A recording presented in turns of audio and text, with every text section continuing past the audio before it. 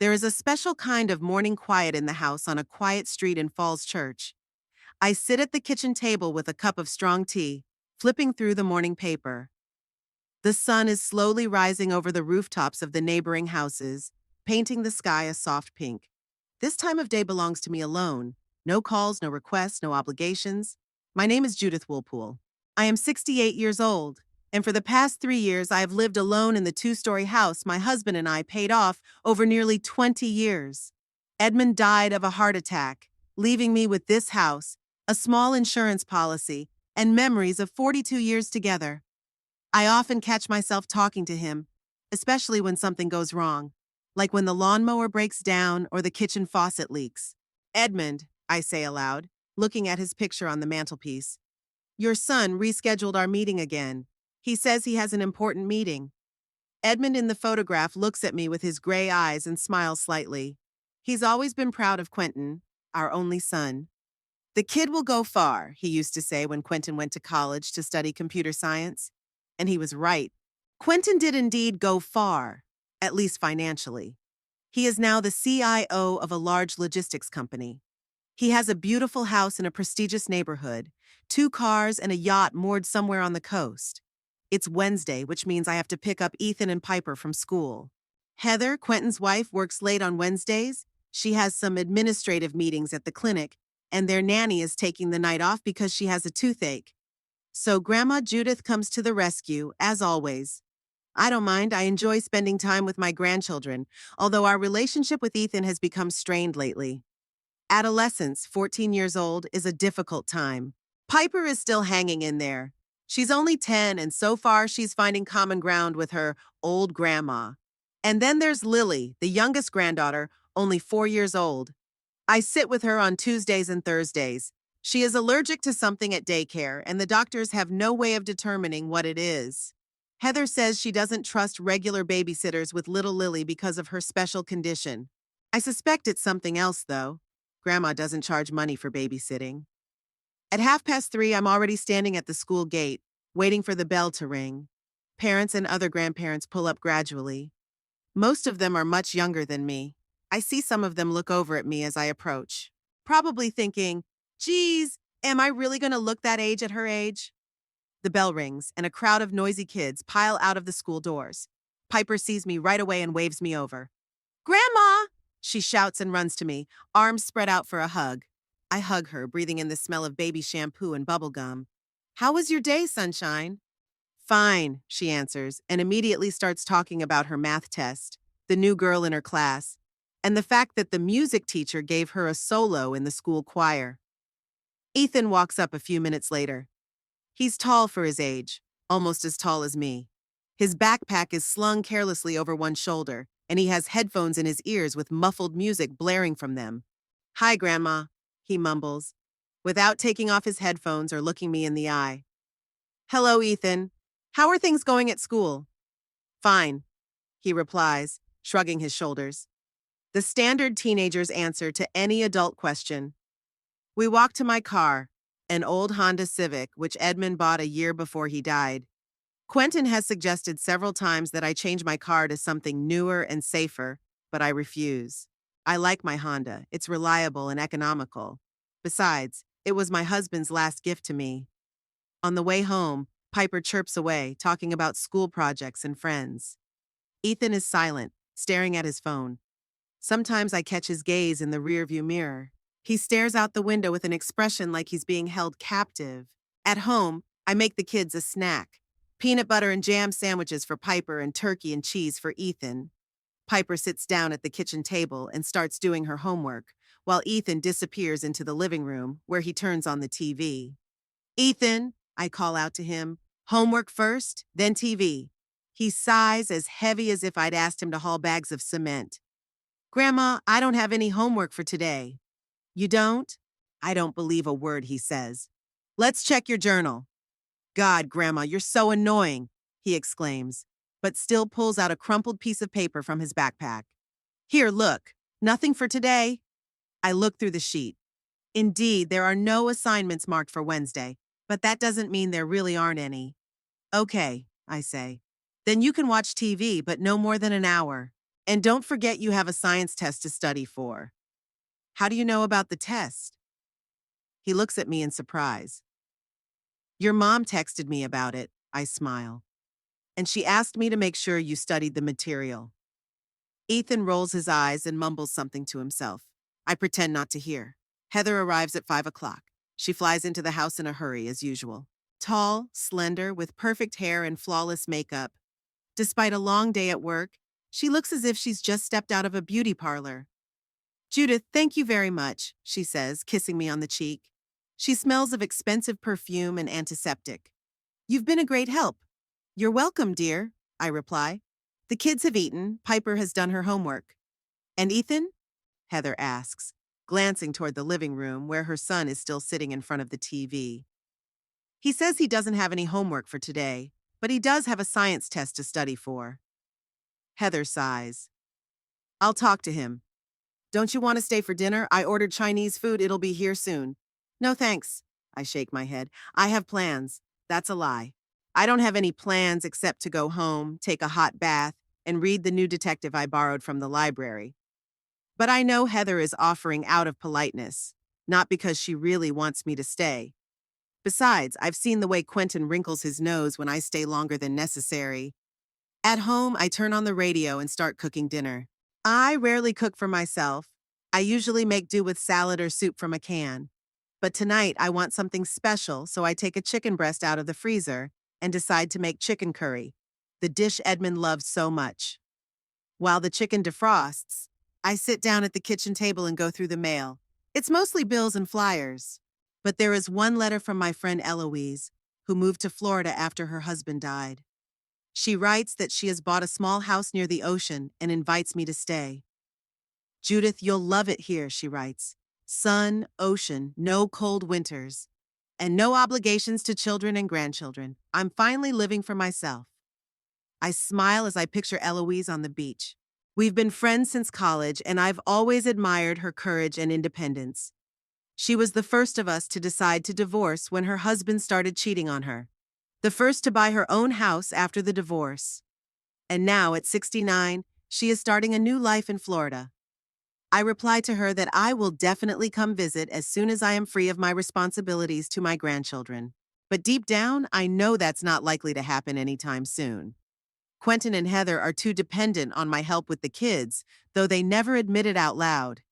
In the evening, Quentin calls. It's rare. Usually he texts or asks Heather to call me if they need anything. Hi, Mom. His voice sounds strained. How are you? Fine, thanks, I reply, wondering what he needed. How are you? Work, kids? Everything's fine, he pauses. Listen, Mom, I've been meaning to ask. You and Dad had some kind of financial cushion for your old age, right? That's it, money talk. I should have known. Yes, we had savings, I answer cautiously. Why? I was just thinking. He clears his throat. Heather and I were looking at a new house, bigger than this one, with a pool and a playroom for the kids. But we don't have enough for a down payment. I remain silent, waiting for him to continue. And I thought, he continues, maybe you could help us out. It's for your grandchildren. They'd each have their own room, and there'd be room for you if you wanted to stay the night. Quentin, I say slowly, I have some savings, but they are for my old age, in case I get sick or need special care. But Mom, he says, a hint of irritation in his voice, you don't need a house that big. You could sell it, buy something smaller, and split the difference. Some for your old age, some for us to buy a new house. That's it. Now the conversation has turned to my house. I should have seen this coming. Quentin and Heather have been hinting for years that I should optimize my life. I like my house, I say firmly. Your father and I picked it out together, paying the mortgage for years. Every corner of it reminds me of him. Mom, it's been 3 years. I hear impatience in his voice. You can't live in the past forever. Think about the future, your future, our future. You'd be much more comfortable in an apartment in a care home. No gardening, no repairs, and medical care close by. I'm 68, not 88. My voice shakes with indignation. I'm doing just fine on my own, and I'm not going to move into a nursing home. It's not a nursing home, Mom, he sighs, as if he's explaining something obvious to a small child. It's a state of the art complex for active retirees. There's a pool, a gym, hobby groups. Quentin, I try to speak calmly. I appreciate your concern, but I don't want to move. And I can't give you money for a new house. I don't have much in savings myself. There is a heavy silence. I can almost physically feel his disappointment. Okay, he says at last. I get it. I'm sorry to bother you. He hangs up without waiting for me to answer. I sit there staring at the phone in my hand and I can feel the heaviness building up inside. It's always like this. The minute I refuse to honor his request, he shuts down like an oyster. He was the same way when I was a kid. If he didn't get what he wanted, he'd take offense and not talk to me for days. I get up and walk over to the window. It's already dark outside, and the lights are on in the windows of the neighboring houses. I see silhouettes of people moving behind the curtains. Families gathering for dinner, parents helping their children with homework, spouses watching the evening news. Ordinary, everyday life. Life that I once had too. I go back into the kitchen and finish dinner. The chicken curry doesn't taste as good as it usually does, probably because I cooked it in frustration. I eat mechanically, not tasting the flavor, thinking about the conversation with my son. It's not that I don't want to help Quentin and his family, but I am frustrated by the way he takes me and my resources for granted, as a means to his ends. He never asks what I want, what my plans for the future are. He simply assumes that at my age, the only possible plan is to live out my life in a nursing home while he enjoys living in my house or spending the money from its sale. After dinner, I pour myself a glass of wine, a small weakness I allow myself once a week. Edmund always said red wine was good for the heart, and we often had a glass in the evening discussing the day gone by. I raise my glass to the picture of my husband on the mantelpiece. Here's to you, darling, I say quietly. I wish you could see what our son has become. I know Edmund would be upset to see the way Quentin treats me. He always taught him to respect his elders, to be grateful for what you have, and to never take people for granted. Apparently, those lessons were not learned. The next day is Thursday, which means I have to sit with Lily. I arrive at Quentin and Heather's house by 8 in the morning. Heather opens the door. She's all ready for the day. Flawless makeup, stylish suit, hairstyled hair to hair. Good morning, Judith, she says as she lets me into the house. Lily is still eating breakfast. I left a to-do list on the refrigerator. Oh yes, and please don't give her sweets. She had a tantrum before bed last night, and we suspect it was the sugar. I nod, even though I know that Lily's tantrum is unlikely to be sugar-related. It's probably because she only sees her mom for an hour a day, between when she gets home from work and when she goes to bed. Also, Heather adds as she throws on her coat, Quentin and I are going to be late tonight. We have a meeting with the Realtor about the new house. You'll be able to stay longer, right? I hold back a sigh. Surely they wouldn't have delayed the viewing because of last night's conversation. Of course, I reply. Don't worry. Thank you. You're a real treasure. Heather kisses me on the cheek and disappears out the door. I walk into the kitchen where Lily is sitting at the table, trying to catch the cereal in the milk with her spoon. When she sees me, she smiles widely, showing off her milk mustache. Grandma, she shouts and stretches her arms toward me. I hug her, feeling my heart fill with warmth. This is what I put up with everything else for. These moments of pure, genuine love. The day goes by with the usual chores. We play, read books, walk in the park, cook dinner. Lily is an inquisitive and active child. She is never bored. By 3 o'clock, she gets tired and falls asleep on the couch while watching a cartoon. I cover her with a plaid and sit next to her, watching the news on my tablet. The phone rings. It's Quentin. Mom, he says without preamble. Heather and I are at the house we want to buy. The realtor says there's another family interested in buying and we need to decide quickly. I was wondering, maybe you'd reconsider helping out after all. I feel a wave of irritation rising inside. Quentin, I already told you yesterday. Yes, I know, he interrupts. But I thought maybe you changed your mind. This house is perfect for us. And for you too, by the way. There's a separate guest room on the first floor with its own bathroom. You wouldn't have to climb the stairs. I'm not going to live with you, I say firmly. And I can't give you money for a down payment. I need my savings. Mom, you're becoming unbearable, he says with obvious irritation in his voice. We're offering you the perfect deal, and you're being stubborn. What do you want? For me and the kids to live in cramped quarters while you occupy the whole house by yourself? Quentin, I don't have to. You know what? He's interrupting me again. Forget it. We can do this without your help. I just don't understand why you're so selfish. He hangs up, and I'm left sitting there, staring at the phone, feeling a lump in my throat. Selfish. My son thinks I'm selfish because I won't give him my savings or sell the house so he can buy a new, bigger one with a pool. Saturday started as usual. I woke up, made myself some tea, and started reading a new detective novel. The day promised to be quiet and peaceful. After a week spent with my grandchildren, I needed some solitude to regain my strength. The weather was clear, and I planned to work in the garden in the afternoon. The rose bushes needed pruning, and the flower beds needed weeding. At 11:30, I heard the sound of a car pulling up. Looking out the window, I saw Quentin's shiny black SUV parked in front of my house. It was strange. Usually my son would give me a heads up about his visits, especially on the weekends. Even stranger was the fact that not only Heather got out of the car, but also some strange woman with a bulky folder in her hands. I opened the door before they even rang the bell. Quentin? Heather? Is something wrong? I asked, trying to hide my anxiety. The thought flashed through my mind. Is it something with the kids? It's okay, Mom, Quentin said, kissing my cheek. We thought we'd stop by while the kids are in their classes. We want to talk about something. They walked into the house. Heather smiled her professional smile at me, the same smile she uses for coworkers and strangers. Judith, meet Olivia Taft, Heather introduced the stranger.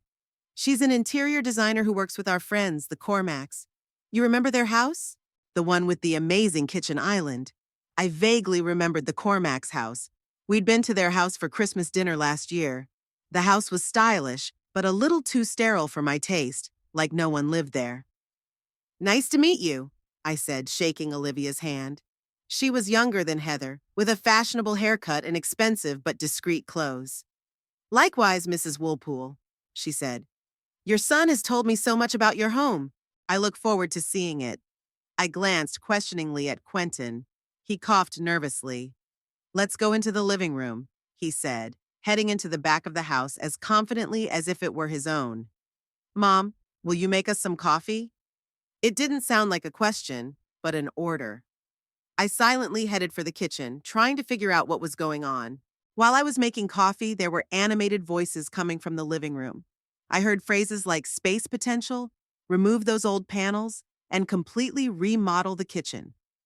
When I returned with my tray, I found Olivia taking pictures of my living room on her phone. Heather was at the window, critically examining the curtains, and Quentin was pacing around the room, pointing out various interior details. And those bookshelves will certainly have to go, he said. They make the room look cramped and dark. I apologize, I interjected, setting the tray on the coffee table. But what exactly is going on? All three of them turned to me as if they'd just remembered I existed. Mom, Quentin smiled, that special smile he used when he wanted to convince me of something. We've decided to help you with the renovations. The house needs updating, you can see that. Olivia is the best designer in town, and she agreed to look at your house and suggest renovation options. But I didn't ask for renovations, I objected. I like my house the way it is. Mom, that's very nice, but honestly, everything in here is outdated. Quentin made a sweeping gesture across the room. The wiring, the plumbing, the finishes, everything needs updating. It's not just a matter of aesthetics, but safety as well. Mrs. Woolpool, Olivia intervened, your house has excellent potential. With the right approach, we could increase its value by 30 to 40%. It's a very good investment. An investment? I interjected. I'm not going to sell the house. Not now, of course, Heather said quickly. But in the future, when you decide it's time to move to a smaller place, or maybe a retirement community. I looked at the three of them, suddenly feeling like a stranger in my own home. They were discussing the future of my house as if I had already signed the papers to sell it, or worse, as if I were no longer alive. I'm not moving anywhere, I said firmly. And I don't need repairs. If the wiring or plumbing needs updating, I'll call in the experts myself. Mom, Quentin rolled his eyes like he used to do when he was a teenager, when he thought I was hopelessly out of touch with life. You don't understand. It's not just a renovation, it's a complete overhaul. Olivia is proposing to transform your home into a modern, functional space. Imagine, open floor plan, smart home, everything controlled from your phone. Lights, heating, security.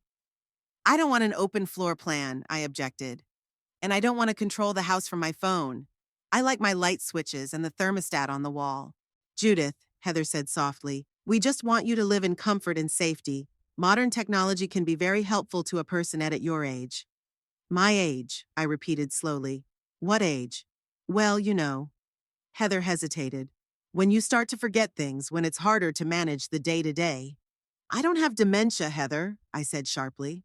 I'm perfectly capable of handling my own affairs. I've been an accountant for 30 years, and I still remember the phone numbers of all my friends and the birthdays of all my relatives, including your parents, whom you forget to contact even on holidays. Heather blushed and turned away. Quentin stepped forward, his face hard. Don't talk to Heather like that, he said in a quiet, threatening tone. She cares for you more than you deserve. Cares? I felt a wave of anger rising inside me. You call that caring? Barging into my house unannounced with some designer and planning how to remodel my house without asking my opinion?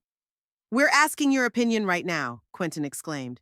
But you're stubborn as always and refuse to see that we want what's best for us. What's best for whom? I asked. For me or for you? Because I think you've already mentally moved into this house and are dividing up my possessions. What nonsense! Quentin raised his voice. We just want to help you renovate the house.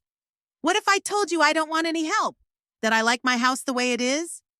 Then I'll say you're a selfish old woman who's too hung up on the past. Quentin blurted out, his face red with anger. This isn't Father's house anymore, Mother. He's been gone for 3 years. It's time to move on. There was a heavy silence in the room. Olivia looked extremely uncomfortable. Heather was staring at the floor, and Quentin was breathing heavily, clenching and unclenching his fists. I think you should leave, I said, trying to keep my voice calm. We're not going anywhere until we discuss this like adults, Quentin said stubbornly. Olivia's made time for us, and we're going to look around the house and make a plan for repairs. No, you're not doing that. I stood right in front of him. This is my house, Quentin. It's mine, not yours. And I decide what I do in it and when I do it. Oh, come on. He threw up his hands. We all know that sooner or later this house will be mine. Why put off the inevitable? You can't live here forever, Mom. There will come a time when you won't be able to look after the house, climb the stairs, manage the garden. And then what? Then I will decide for myself what to do, I replied. Now I'm going to ask you to leave. Maybe we should really come back another time, Heather suggested quietly, glancing at Olivia, who was already starting to put her papers back in the folder. No! Quentin slammed his fist down on the table, making the cups bounce. We'll discuss this now. I'm tired of your stubbornness, Mom. You live alone in a 4-bedroom house while we share a house half the size with 3 kids. It's illogical and selfish of you. I don't have to justify to you how I live, I replied, feeling my hands shaking. Your father and I earned this house. We paid the mortgage for 30 years. It's our house, not yours. Dad's gone, Quentin shouted. And we're here. You're real family. But you don't care about us. You only care about yourself. Quentin, Heather put her hand on his shoulder. Calm down. Let's go and talk about this later. No. He shook her hand off. I'm tired of being polite. Mom, either you agree to the repairs or what? I crossed my arms across my chest. What are you going to do, Quentin? His face contorted with rage, and for a moment I didn't recognize my son. A stranger, a hostile man stood before me. Or I'll prove you incompetent, he blurted out. You are living in the past, refusing help, not thinking about your safety. These are signs of dementia. I can get a medical report and get a guardianship. I felt a chill run down my spine. Is my own son threatening to declare me incompetent to take over my house? You wouldn't do that, I said, but my voice didn't sound as confident as I wanted it to. Test me. His eyes narrowed. Keep being stubborn and causing trouble, and you'll see what I'll do. Quentin! Heather exclaimed. You're out of line! No, she's out of line! He pointed his finger at me. Always telling us how to raise our children, criticizing our lifestyle, and now she's refusing to help us. I'm tired of it. He turned to me, his face contorted with anger. Either you agree to the repairs and start acting reasonable, or I will call the police and tell them you are inadequate and a danger to yourself. Who do you think they'll believe? A successful businessman or a stubborn old woman who can't let go of the past? Minus Mr. Woolpool, Olivia intervened, clearly shocked by what was happening. I think I'd better leave. We can discuss the project later, when everyone has calmed down. No, stay! Quentin grabbed her arm. We're not leaving until we've looked all over the house. Mom is just making a scene as usual. She likes to be the center of attention. Quentin, I'm asking you one last time, I said, trying to keep my voice calm. Get out of my house now. Or what? He grinned. What are you going to do, Mom? Call the police? Kick your own son out? If I have to, yes. Then do it. He pulled out his cell phone and handed it to me. Make the call. I wonder what they'll say when they get here and see that we're just helping an elderly mother with repairs and she's throwing a tantrum. They'll think you need psychiatric help. At that moment, something changed inside me. Cold clarity replaced the shock and anger. I looked at my son, and for the first time I saw him for what he is. A greedy, selfish man who sees me not as a mother, but as an obstacle to what he wants. Leave or I'll call the police, I said calmly. Call! He was almost shouting now. Go away or I'll call the police. This is how a mother talks to her son now. That's fine. That's just fine. I didn't say anything else. I just turned around, grabbed my bag from the hall table, and walked out of the house. Behind me, I could hear Quentin continuing to yell something, Heather trying to calm him down, but I didn't turn around. I got into my car and pulled onto the road, not having a clear plan of where I was going. I drove, mechanically performing the usual actions, honking at turns, stopping at traffic lights, letting pedestrians pass. There was an emptiness inside me. I felt no anger, no resentment, no fear, only a huge, all-consuming fatigue.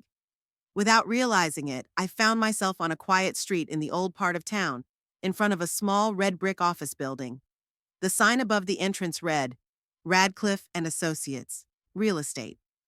I parked and stayed sitting in the car looking at this building. The name Radcliffe was familiar to me. Kyle Radcliffe, I'd met him at the funeral of Sarah Tilden, an old friend of mine 6 months ago. He was selling her house for the heirs. We talked a bit at the wake, and he gave me his business card, just like that, for no particular reason, as they often do at such events. If you ever decide to move or alternatively buy something, give me a call, he said then. I pulled my wallet out of my purse and, rummaging through it, found a business card. Kyle Radcliffe, a realtor with 30 years of experience, specializes in luxury real estate and retirement homes. I stared at the card, and slowly a plan began to form in my head.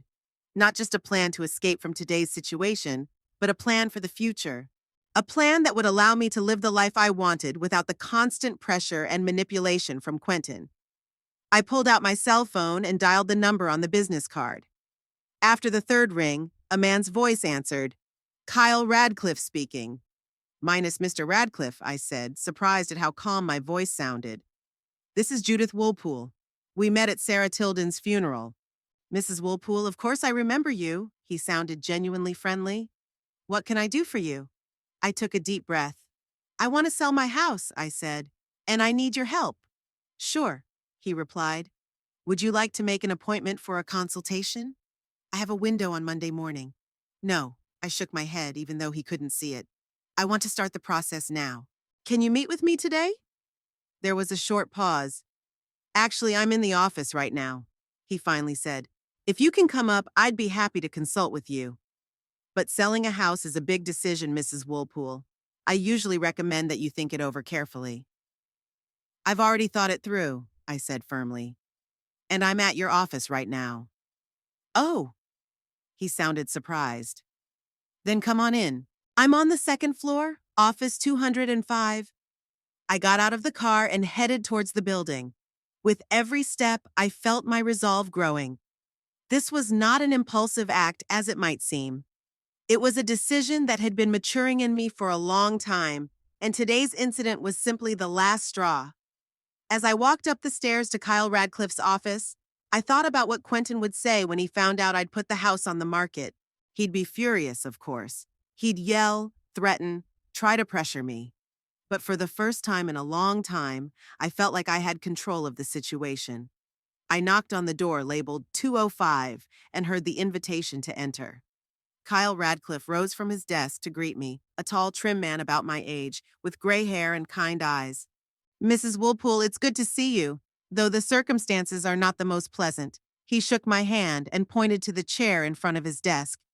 "Please, have a seat. Would you like coffee, tea?" "No, thank you."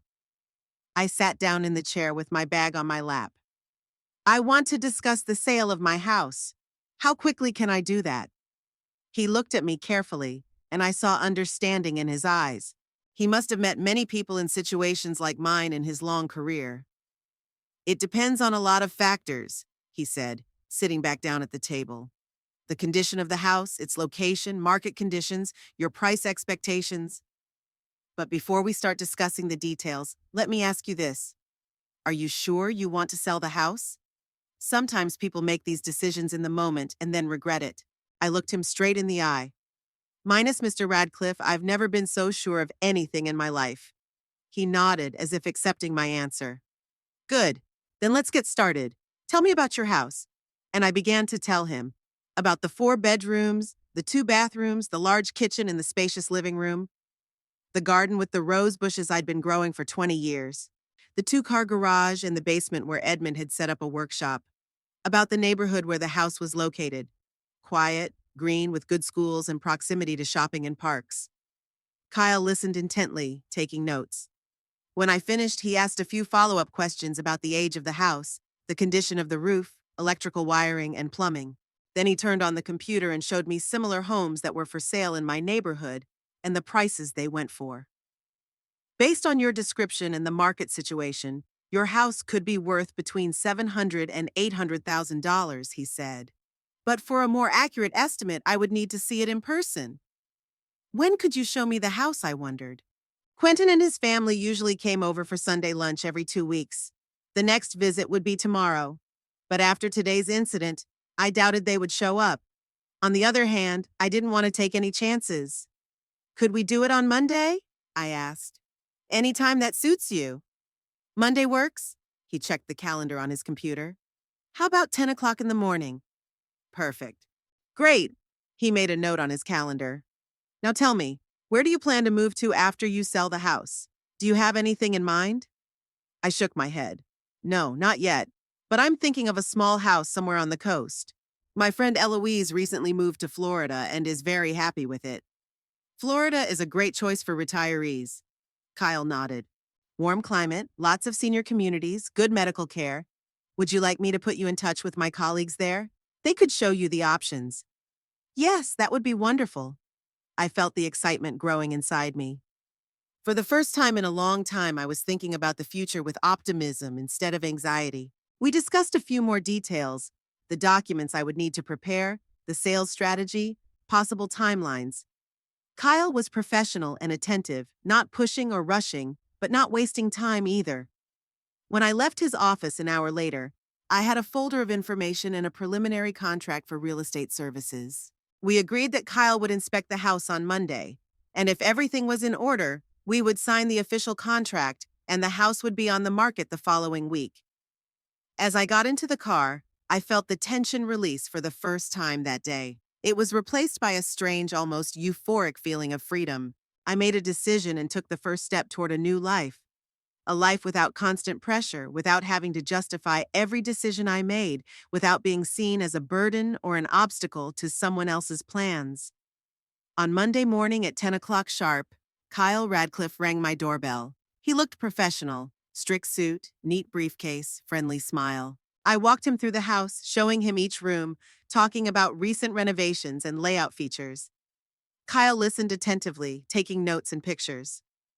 "The house is in great condition, Mrs. Woolpool," he said when we finished looking around and sat down in the kitchen. "You've taken good care of it over the years." Thank you. I poured us some tea. What do you think? How much could he be worth? Kyle pulled out his tablet and showed me a price comparison of similar houses in the neighborhood. Given the size, location, and condition, I'd recommend listing it for $750,000. That's a little above the average price, but your house is worth it. Plus, it gives us room to bargain. I nodded, mentally calculating what I could do with that amount of money. After paying all the taxes and commissions, I'd have enough left over to buy a small house by the ocean and have a decent amount in my bank account. When can we start? I asked. If you're ready to sign the contract today, I can advertise tomorrow, Kyle said, pulling a folder of paperwork out of his briefcase. We'll take professional photos, create an attractive description, and by the weekend, we'll probably have our first potential buyers. I signed the necessary papers, feeling a strange mixture of excitement and sadness. This house had witnessed so many events in my life. It was where Edmund and I had grown old together, where Quentin had spent his teenage years, where I had mourned the death of my husband. But it's time to move on. It would be best if you weren't home during the showings, Kyle said, gathering the paperwork. Potential buyers are more comfortable viewing the house without the owners present. Yeah, I understand, I nodded. Don't worry, I'll find something to do. After Kyle left, I walked around the house, trying to see it through the eyes of potential buyers. What needs to be cleaned? What needs to be fixed? What needs to be freshened up? I started making a to-do list, and it turned out to be pretty impressive. Over the next few days, I immersed myself in the work. I threw out old magazines and newspapers, sorted out closets, gave some of my stuff to a thrift store, hired a cleaning service to do a general clean, called a gardener to tidy up the rose garden and front lawn, replaced burned-out light bulbs, tightened loose knobs on lockers, painted the backyard fence. On Wednesday, a professional photographer came and took pictures for the ad. On Thursday, Kyle sent me a link to an online listing of my house. The photos were great. The house looked spacious, bright, and cozy. The description emphasized its virtues. Classic four-bedroom family home in prestigious Falls Church neighborhood. Spacious kitchen, updated bathrooms, manicured garden with perennial roses, proximity to schools and parks. That same evening, Quentin called. I hadn't spoken to him since that ill-fated Saturday morning, though he'd left several messages on my answering machine, first angry, then more conciliatory. Hi, Mom. His voice sounded uncertain. How are you? Fine, thanks, I replied neutrally. How are you? I'm fine. Listen, about Saturday, I wanted to apologize. I overreacted. I said too much. I'm sorry. His apology didn't sound sincere, more like a formality, but I decided to let it go. Okay, I accept your apology, I said. So are we okay? He asked hopefully. The kids and I could stop by on Sunday for lunch, as usual. I wondered. I was due to open the house for viewing on Sunday, and Kyle had advised against being home at that time. Plus, I wasn't sure I was ready to see Quentin so soon after his outburst. It's not going to work this Sunday, I said. I have plans. Plans? There was surprise in his voice. What kind of plans? Personal, I answered shortly. Oh, okay. He sounded puzzled. Maybe next week then? We'll see. I didn't want to make any definite promises. I'll get back to you. After talking to Quentin, I felt strangely relieved. I hadn't lied to him outright, but I hadn't told him about selling the house either. Part of me felt guilty about it, but another part of me realized that now was not the time for dramatic explanations. Let things take their course. On Saturday, Kyle called with good news. We already have a few interested buyers, he reported. They want to see the house tomorrow during the opening. I expect good activity. Sunday's home opening was a success. I spent the day at my friend Beatrice's house, and when I returned in the evening, Kyle reported that 15 potential buyers had viewed the house, and 3 of them showed serious interest. I think we'll get our first offer this week, he said. I didn't make a mistake in choosing Kyle as my realtor. He worked efficiently and kept me informed of all the details. The first offer came in on Tuesday, $720,000 from a couple with 2 kids.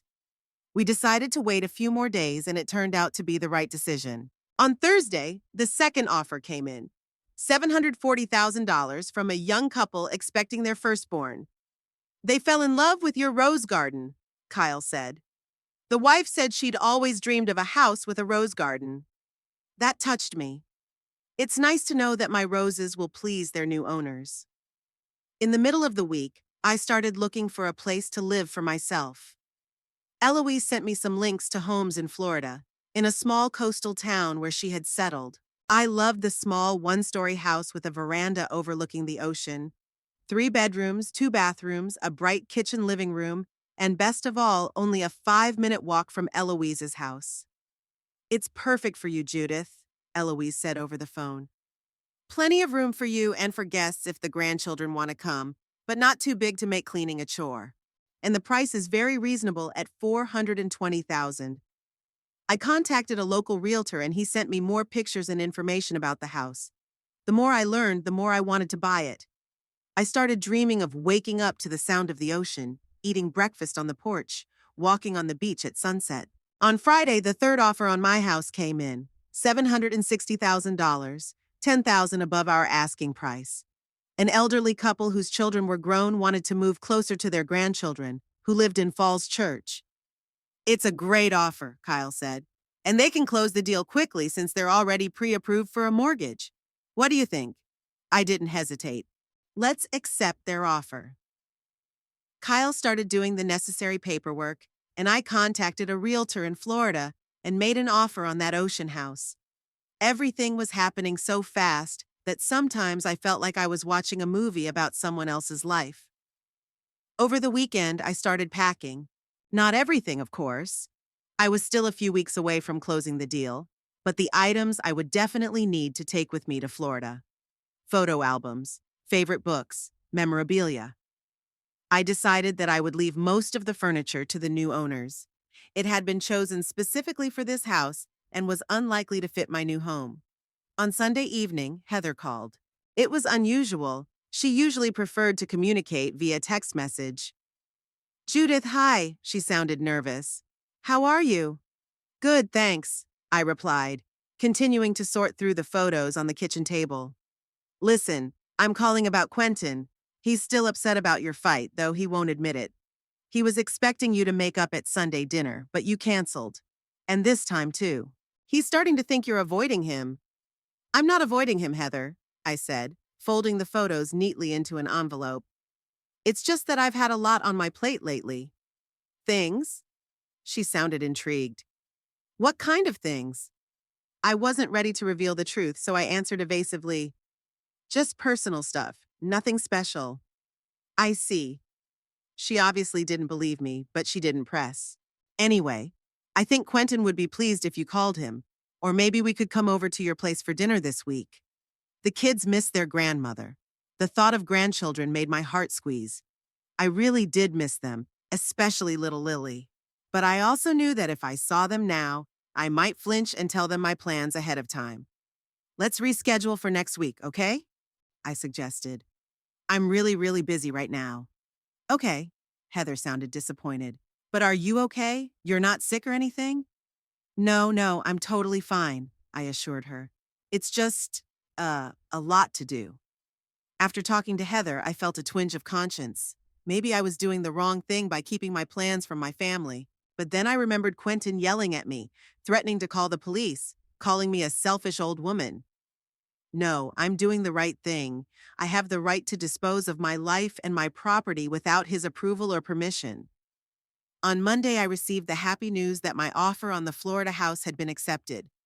Now I had to go through the formalities and sign the papers.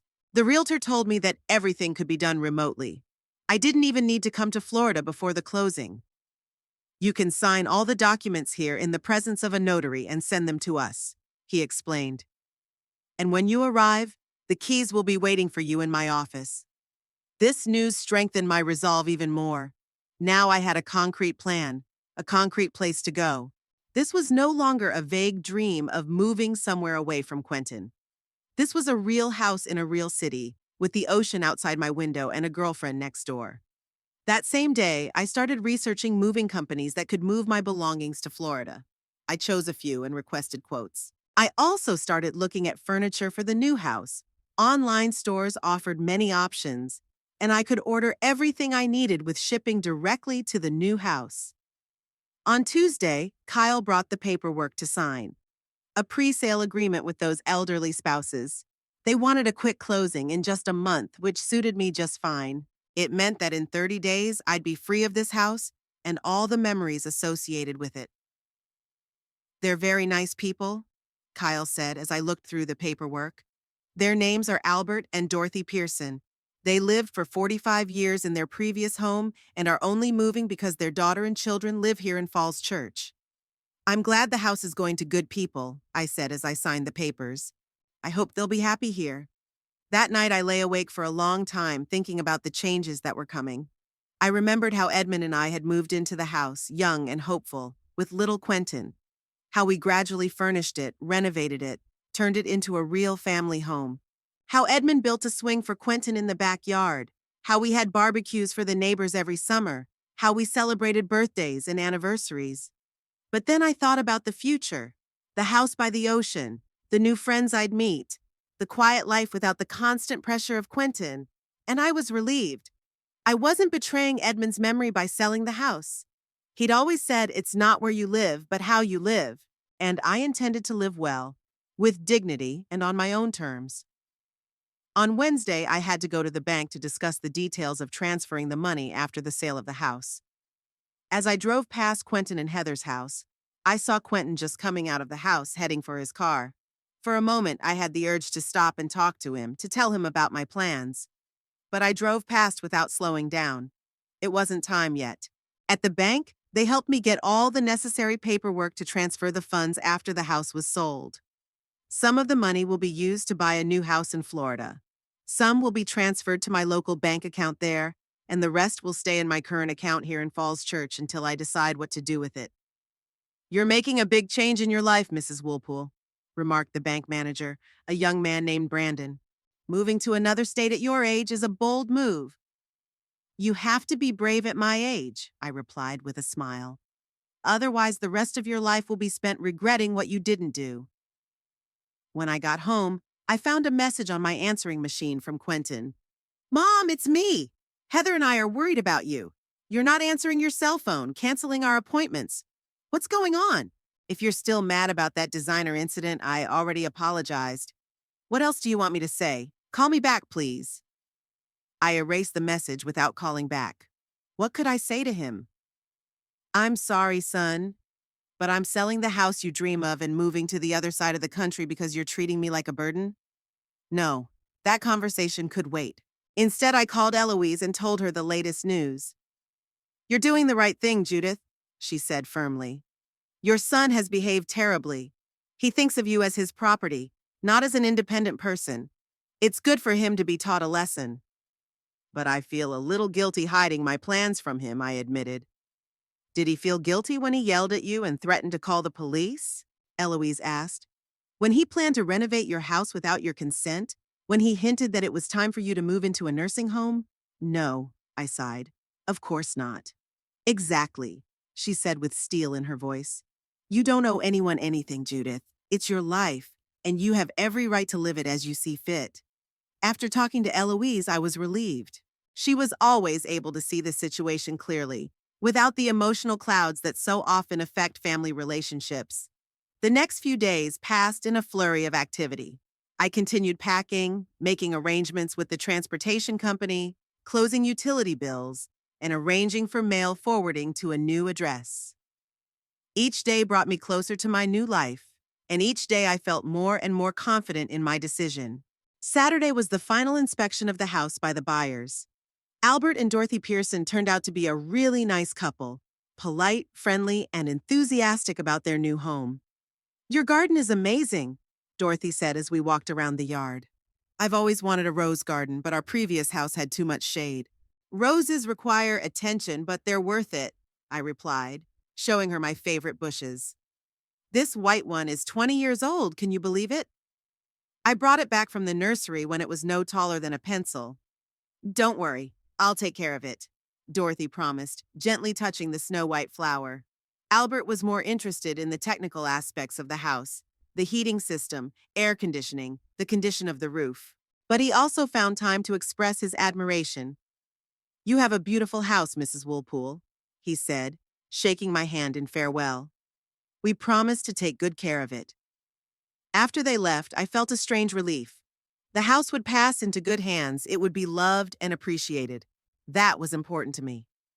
On Sunday, Kyle brought in the final papers to sign. Everything was ready for the closing, which was to take place in 2 weeks. I also got the paperwork from the Realtor in Florida. My purchase was also moving along smoothly, and the closing was scheduled for the same day as the sale of this house. Everything is coming together perfectly, Kyle said, as he gathered up the signed paperwork. You sell one house and buy another on the same day. It's like a movie. Yeah, it's a weird feeling, I admitted. Like someone had scripted my life and everything was going exactly according to plan. You still haven't told your family? He asked cautiously. I shook my head. I know I should, but every time I think about this conversation, I feel bad. I understand, Kyle nodded. But maybe it's better to tell them before the deal closes so that they have time to get used to the idea. I knew he was right. Quentin would be furious when he found out I'd sold the house without consulting him, without offering to buy it, without asking his permission. But the longer I put off having this conversation, the harder it was to start it. I'll think about it, I promised Kyle. Maybe next week. After Kyle left, I sat in the living room for a long time, looking at the pictures I hadn't packed yet. Edmund on our wedding day with a wide smile and a twinkle in his eye. Quentin in his graduation robe, proud of his diploma. My grandchildren in last year's Christmas photo. My family. Despite everything that had happened, they were still my family.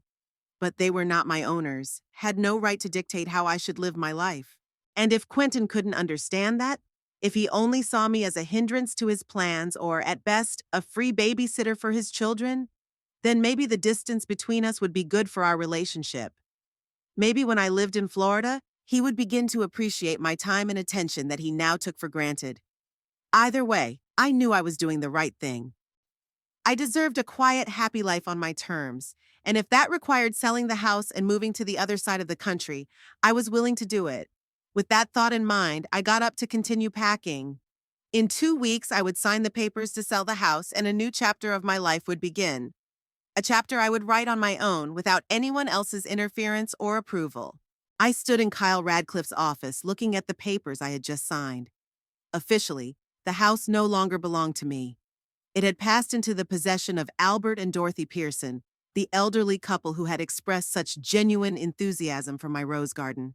I felt strangely light at heart, as if I'd shed a heavy backpack I'd been carrying for years. Congratulations, Mrs. Woolpool. Kyle shook my hand. The deal is closed. The money will be wired to your account within 24 hours. Thanks for everything, Kyle, I smiled. You've made this process a lot easier than I expected. That's my job, he smiled back. What about your purchase in Florida? Did everything go smoothly? Yes, I just got confirmation from the realtor there. The house is officially mine. The keys will be waiting for me at his office when I visit next week. That's great! Kyle handed me a folder with copies of all the documents. Keep them in a safe place. Have you told your son yet? I shook my head. I know I should have, but every time I was going to do it, something stopped me. I understand. Kyle nodded.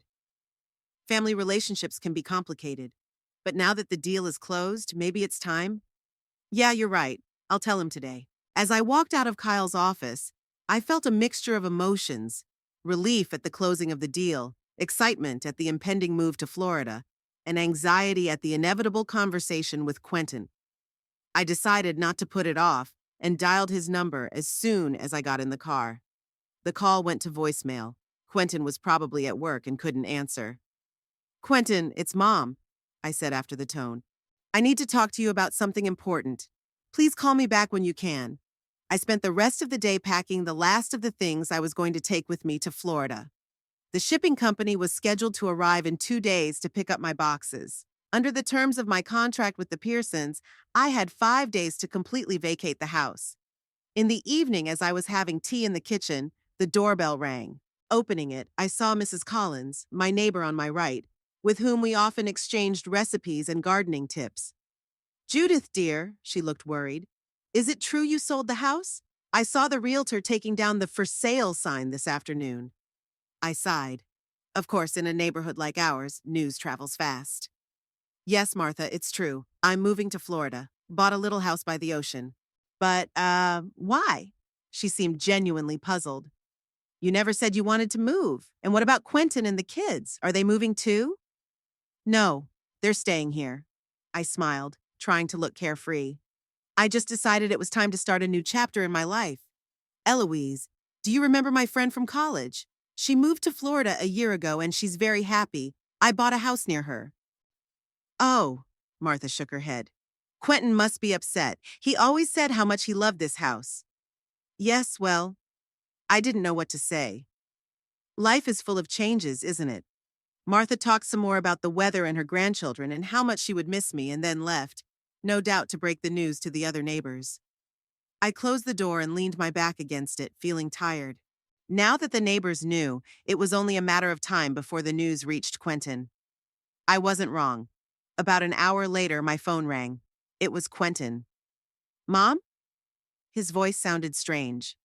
I just got a call from Mrs. Norton. She said you sold the house. Is this some kind of stupid joke? Mrs. Norton lived 3 houses down from me and was a well-known gossip in the neighborhood. Of course, she couldn't help calling Quentin with such juicy news. No, Quentin, this isn't a joke. I took a deep breath.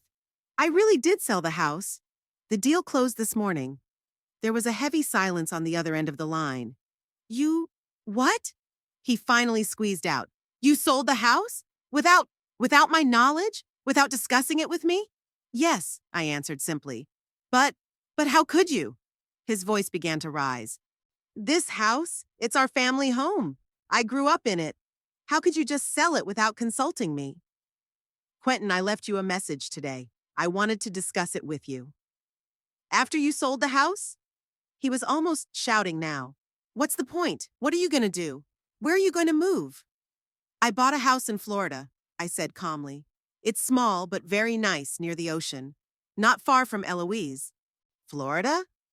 He sounded like I was saying I was moving to Mars. Are you kidding? You're going to move to another state without even discussing it with us? What about the kids? What about Lily? You know she cried last week because she didn't see you? The mention of Lily pricked my heart, but I didn't let myself give in to emotional blackmail. I'll miss the kids, Quentin, but I'm not disappearing off the face of the earth. There are phones, video calls, and you can always come visit. I'll have plenty of room for all of you. Mom, you don't understand. His voice shook with restrained rage. We can't just get on a plane whenever we want. I have work. The kids have school. Why the hell did you even decide to leave? What happened to you? Nothing happened to me, Quentin, I answered, trying to stay calm. I just decided it was time to live for myself. For the last 30 years, I've lived for others, for you, for your father, for your children. Now it's my time. Is this about the designer thing? He lowered his voice. Mother, I've already apologized for that. I was wrong, I admit it. But selling the house, move to another state, it's too much. It wasn't just that case, Quentin, I sighed. It was just the last straw. You've long treated me not as a mother, but as a free babysitter and an obstacle to what you want. What? That's not true, he exclaimed. How can you say such a thing? I have always cared for you. Have you? I felt my irritation growing. Then why do you keep insinuating that it's time for me to move to a smaller place? Why do you ask for money for your new house without thinking that I might need it myself? Why do you bring in a designer to plan renovations to my house without asking my opinion? There was silence on the other end of the line. Then Quentin spoke, his voice cold and calculating. You sold the house. How much did you get for it? The question caught me off guard with its directness. It's none of your business, Quentin. None of my business? He laughed without mirth. It's the family home, Mom, the house I grew up in, my father's house. And you say it's none of my business? It was my home, Quentin. I tried to speak calmly but firmly. Mine and your father's. We bought it. We paid the mortgage for 30 years. When your father died, it passed to me. It was my property, and I had every right to dispose of it as I saw fit. But you should have offered it to me. His voice shook with indignation.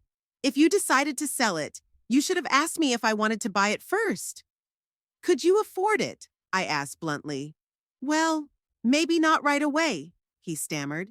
But we could work something out. You could give me time to raise the money, or we could arrange an installment plan, or. Quentin, I interrupted him, you told me yourself that you don't have enough for a down payment on a new house. How would you be able to buy this one, which costs 1.5 times as much? So that's how? His voice turned icy.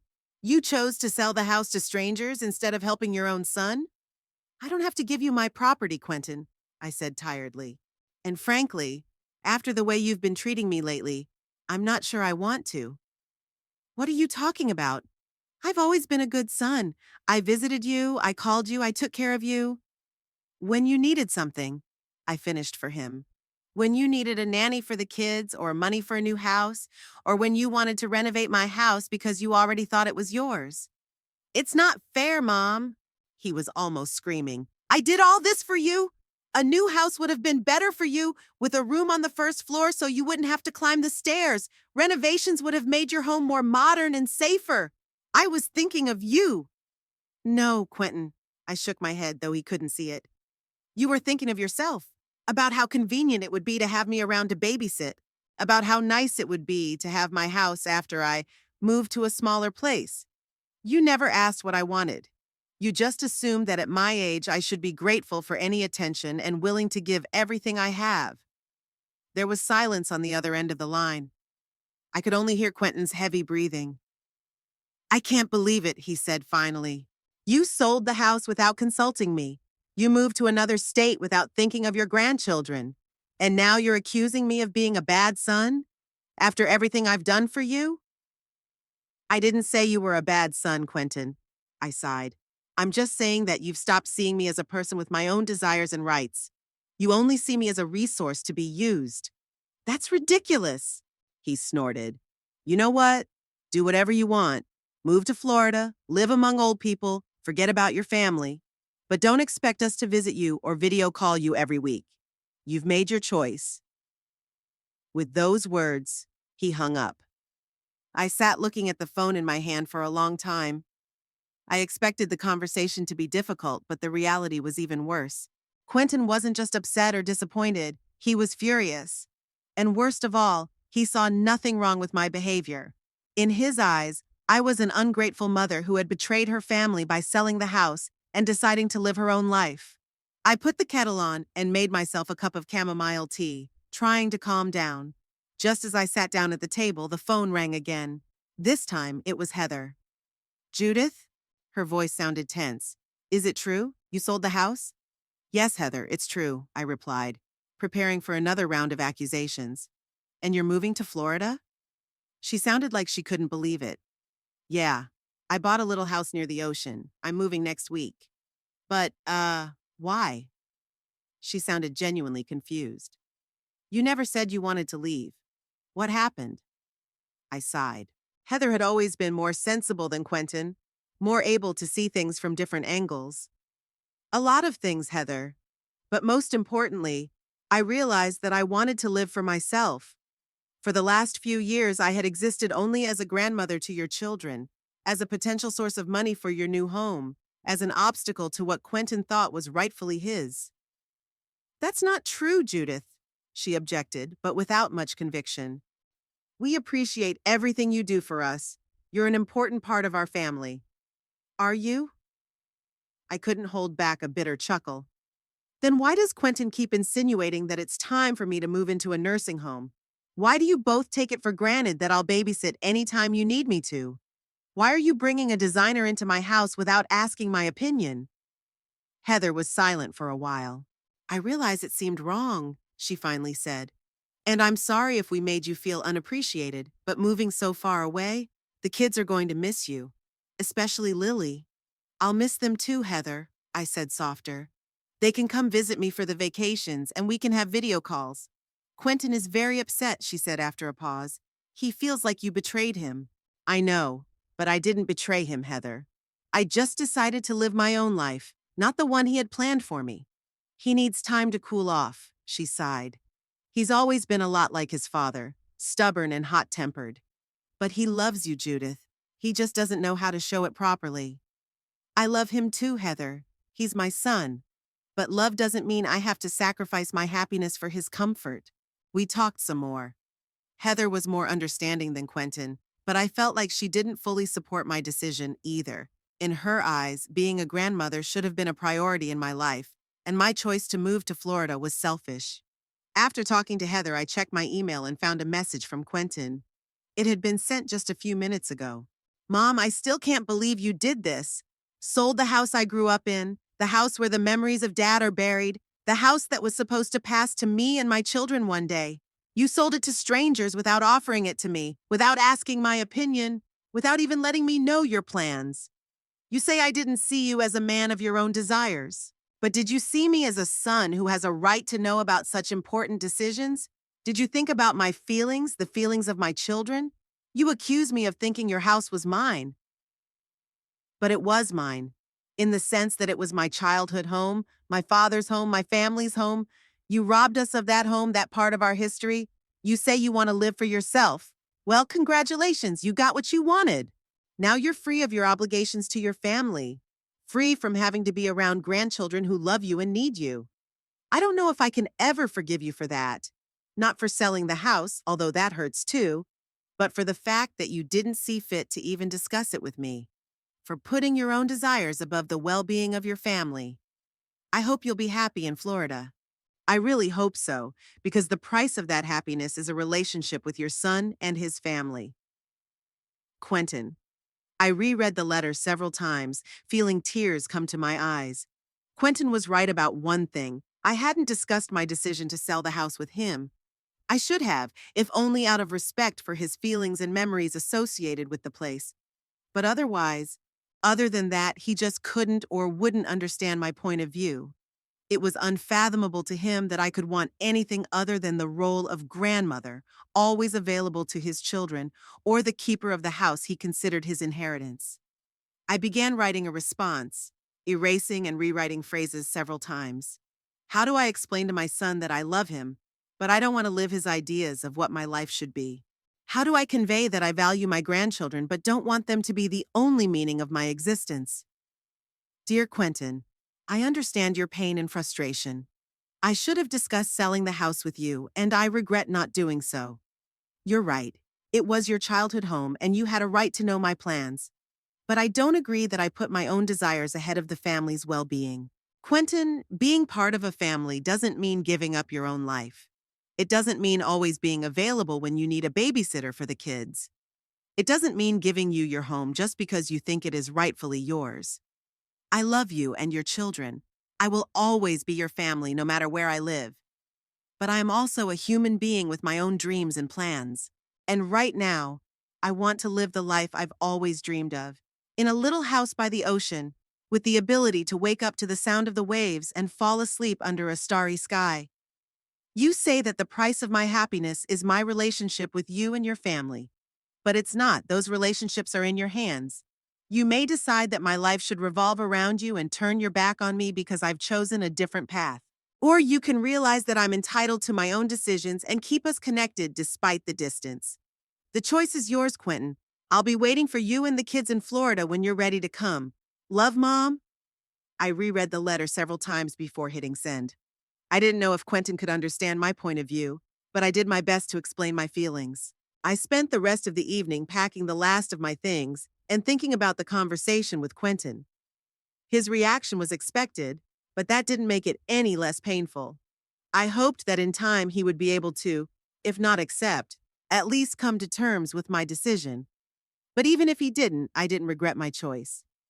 For the first time in a long time, I felt like I was living my own life, not the one others expected of me. Before going to bed, I looked at pictures of my new home in Florida.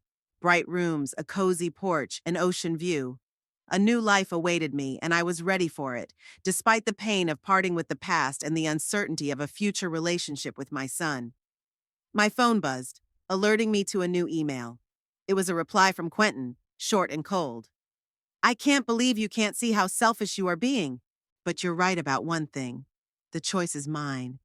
And I choose not to do business with a man who so easily discards his family for some dream of an ocean house. Good luck in Florida. I closed the letter, feeling my heart clench. But even through the pain, I felt a strange calm. Quentin was a grown man, capable of making his own decisions. I couldn't control his reactions, I could only control my actions. And I chose to live my life the way I thought was right for me, even if it meant a temporary separation from my son. Tomorrow begins a new day, another step toward my new life. And who knows, maybe someday Quentin will realize that my decision wasn't against him, that I didn't reject him or his children. I simply chose me. And there was nothing wrong with that. The coastal Florida town of Pine Haven greeted me with a gentle sun and a warm breeze off the ocean. When I stepped out of the cab in front of my new home, the first thing I smelled was the smell of salt water and blooming oleanders. The little one-story house with white walls and blue shutters looked just like it did in the photos, only even more cozy and inviting. Eloise was waiting for me on the veranda, sitting in a wicker rocking chair with 2 glasses of lemonade. "Welcome home, Judith." She rose to meet me, spreading her arms for a hug. I hugged my friend, feeling the tension of the last few weeks begin to let go. Everything, the sale of the house, the conflict with Quentin, the long journey, all that was behind me. A new chapter of my life was opening before me. "I have the keys." Eloise waved the keychain. "The realtor gave them to me yesterday. Do you want to see the house first? Or do you want to rest first?" "The house first," I smiled. "I can't wait to see it from the inside." We walked up the 3 steps to the veranda, and Eloise ceremoniously handed me the keys. "Your domain, your keys, your life," she said with a smile. I opened the door and stepped inside. A spacious living room with panoramic windows overlooking the ocean, a bright kitchen with a breakfast bar, 3 cozy bedrooms, 2 bathrooms. It was exactly as I'd imagined. But the reality was even better than the pictures. The light coming through the large windows gave the rooms a special glow, and the sound of the waves coming from the beach made the rooms feel close to nature. "What do you think?" Eloise asked when we had finished looking around. "It's perfect," I said, not hiding my excitement. "Just perfect." That same day, a truck arrived with my belongings, the few pieces of furniture I decided to take with me, boxes of books, photo albums, and memorabilia. Eloise helped me unpack and put everything in its place. By evening, the house looked settled, although there were still many items missing. "Tomorrow we'll go shopping," Eloise said as we sat on the porch, watching the sunset over the ocean. "You need to buy a bunch of stuff for the house." "Yeah," I nodded, sipping my cool lemonade. "But I already have the essentials: a bed, a table, a couple chairs. The rest can be added gradually." "How are you feeling?" Eloise asked, looking at me carefully. "After everything that happened with Quentin," I sighed. The pain from the last conversation with my son was still fresh. Sad, of course, but I don't regret my decision. Maybe he's right and I was selfish. But don't I deserve a little selfishness after all these years? "Of course you do," Eloise said firmly. "You gave him the best years of your life. You were there for him when he needed help with the kids. You've always supported him. Now it's your time, Judith. And if he can't understand that, that's his problem, not yours." I nodded, looking up at the pinking sky. Eloise was right. I deserved this new life. And though I miss my grandchildren and even Quentin, I couldn't let their resentment steal the joy of this new beginning from me. The first weeks in Pine Haven flew by with the hassle of setting up house and getting to know the town. Eloise introduced me to some of her friends who were also retirees who had moved here from different parts of the country. Linda and George Thompson, a married couple from Chicago, invited us to a barbecue in their backyard. Arthur Livingston, a former literature professor from Boston, organized a book club, which I happily joined. Susan Chen, an energetic widow from San Francisco, led a yoga group on the beach in the mornings. I quickly became embedded in the local community. Morning yoga, afternoon walks on the beach, evening gatherings with new friends. My life was filled with new rituals and activities. On Tuesdays, I started taking cooking classes at the local community center where we learned how to prepare fresh seafood dishes. Thursdays, I took watercolor classes taught by Arthur in his spacious garage converted into a studio. The ocean became my daily companion. Every morning I woke to the sound of the waves. Every evening I fell asleep to their lulling melody. I loved long walks along the shore, collecting shells and watching pelicans dive for fish. I hadn't heard from Quentin. I sent him a text with my new address and phone number, but he didn't respond. Heather sent a short message. Got your address. Quentin is still upset. Give him time. I tried not to dwell on it, but thoughts of grandchildren often came to me, especially in the evenings when I sat alone on the porch looking at the stars.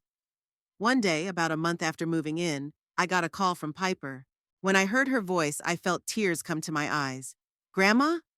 She said hesitantly. It's me, Piper. Sweetheart. I could barely contain my excitement. It's so good to hear from you. Me too. Her voice was quieter than usual. Dad doesn't know I'm calling. He forbade us to talk to you. The words hurt, but I tried not to show it in my voice. I understand, honey. How are you? How's school? How are Ethan and Lily? I'm good. I got an A on my science project. Ethan's still the same.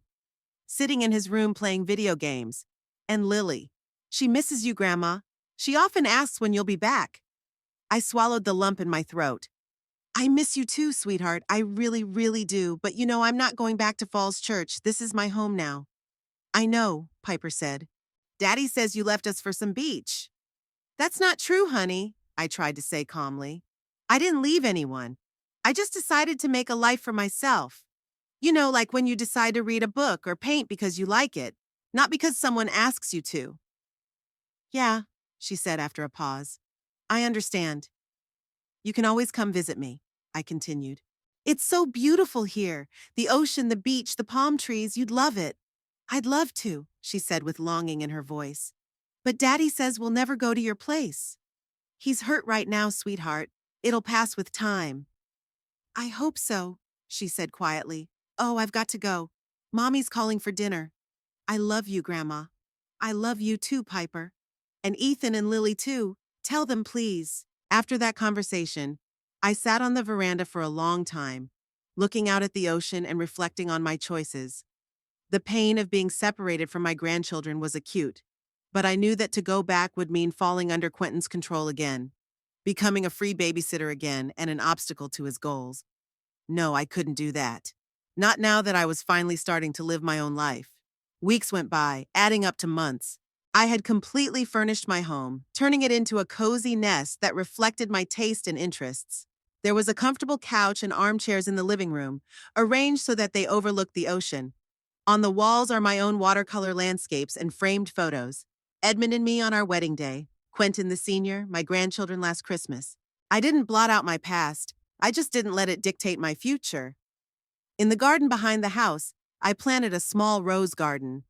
Of course, it couldn't compare to the one I had in Falls Church, but here, under the hot Florida sun, roses bloomed almost year-round. I found varieties that did well in the local climate and spent an hour or two every morning tending them. Gradually, I became more involved in the local community. Together with Eloise, we started volunteering at the library, holding reading hours for children once a week. This partly filled the void of not having grandchildren of my own. The little listeners listened enthusiastically to the stories we read, and their delighted eyes reminded me of Lily. I also joined the local retirement choir. I had never sung in public before, shy of my voice, but here, among similarly amateur singers, it was no longer a problem. We practiced twice a week and performed at local events, charity fairs, festivals, nursing homes. It gave me a sense of community and the joy of being able to give others positive vibes. I still hadn't heard from Quentin, but Piper would sneak a call about once a month. From her stories, I learned what was going on in my grandchildren's lives. Ethan joined the school swim team and started spending less time playing video games. Lily went to kindergarten and drew a portrait of a family that included me, the grandmother who lives near the ocean. Quentin and Heather, according to Piper, did buy a new house after all. Smaller and cheaper than the one they dreamed of, but with a pool and separate rooms for the kids.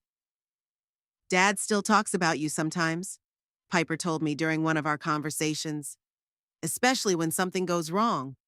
He says, "Here's something Grandma would know what to do." That made me smile through my tears. So he misses me after all, even though he won't admit it. By the 6-month anniversary of my move, I felt at home in Pine Haven. I had friends, activities that I enjoyed, and a routine that I had set for myself. I no longer woke up thinking that I had to pick up my grandchildren from school or that Quentin was going to hint about selling the house again. I woke up with anticipation of a new day filled with activities I had chosen for myself. On the day that was exactly 6 months since I'd arrived in Florida, Eloise organized a small party at my house. All of our friends came: the Thompsons, Arthur, Susan, and a few other people I had met during that time. We sat on the veranda, enjoying the warm evening, the good food, and the good wine.